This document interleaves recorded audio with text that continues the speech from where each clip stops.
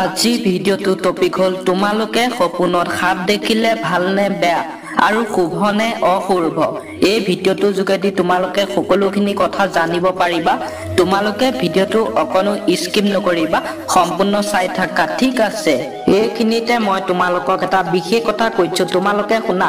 যদি মোৰ অংকুৰ ৰাখিপল ইউটিউব চেনেলটো তোমালোকে নতুনকৈ আহিছা, তেনেহলে মোৰ অংকুৰ ৰাখিপল ইউটিউব চেনেলটো তোমালোকে লাইক কমেন্ট শ্বেয়াৰ সাবস্ক্ৰাইব কৰি দিবা, ঠিক আছে। নম্বৰ 1, সপোনত সাপ মৰা দেখা পালে কি হয়? সপোনত বহুতো সাপ একেলগে আবিৰ্ভাৱ হোৱাটো অশুভ। যদি আপুনি সপোনত সাপক হত্যা কৰা দেখে বা আঁতৰাই দিয়ে, ইয়াক শুভ বুলি গণ্য কৰা হয়। ই আপোনাক আসন্ন সংকটৰ পৰা পৰিত্ৰাণ পোৱাটো সূচায়। নম্বৰ 2, সাপে আপোনাক সপোনত খেদি থকা দেখিলে কি হয়?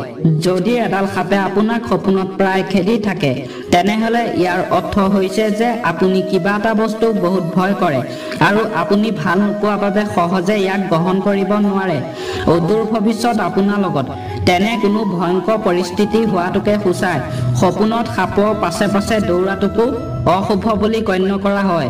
নম্বৰ 3, সপোনত সাপে খুটা দেখিলে কি হয়? যদি সাপে আপোনাক সপোনত খুটিছে, তেনেহলে ইয়াৰ অৰ্থ হৈছে আপুনি অতি সোনকালেই যিকোনো ৰোগত আক্ৰান্ত হ'ব পাৰে। নম্বৰ 4, সপোনত যদি সাপে আপোনাক কামুৰিবলৈ খেদি আছে, কেতিয়াবা সপোনত দেখা পোৱা যায় যে আপোনাক সাপে কামুৰিবলৈ খেদি আছে। সাপৰ পৰা আপুনি কেতিয়াও বাচি নাযায় আৰু সাপে আপোনাক কামুৰে, ই আপোনাৰ বাবে শুভ হোৱাৰ লক্ষণ। ইয়াৰ অৰ্থ এইটোৱে যে আপোনাৰ সন্মান বঢ়াৰ লগতে আপোনাৰ ধন সম্পত্তি হ'ব পাৰে।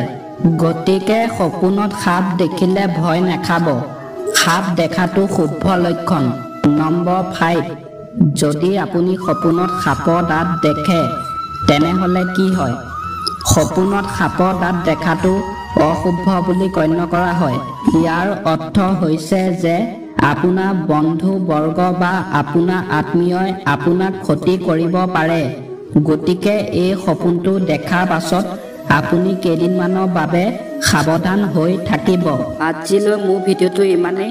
তোমালোকে মোৰ ভিডিওটো চাই কেনেকুৱা পালা?